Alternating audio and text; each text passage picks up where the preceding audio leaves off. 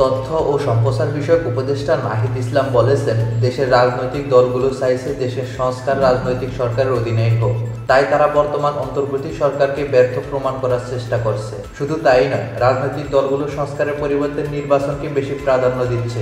বুধবার সচিবালয়ে British global partner governance প্রতিনিধি দলের সদস্য চিলির সাবেক সামাজিক উন্নয়ন মন্ত্রী জর্জিও জ্যাকসন বাংলাদেশের সংস্কার ও নির্বাচন প্রসঙ্গে জানতে চাইলে তিনি এসব কথা বলেন।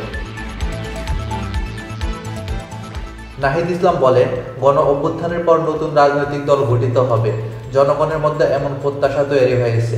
সেই দল যদি সফল হয়, তবে বর্তমান রাজনৈতিক দলগুলো একটি চ্যালেঞ্জের মতো পড়ে যাবে। একটি অভ্যুত্থানের মধ্য দিয়ে অন্তর্বর্তী সরকার বাংলাদেশের দায়িত্ব নিয়েছে। এটি একটি অভিনব ঘটনা, যা এর আগে কখনো ঘটেনি। পৃথিবীর অন্য কোনো দেশে এমন হয়েছে কিনা আমার জানা নেই। আমরা এরকম পরিস্থিতিতে কাজ করার চেষ্টা করছি।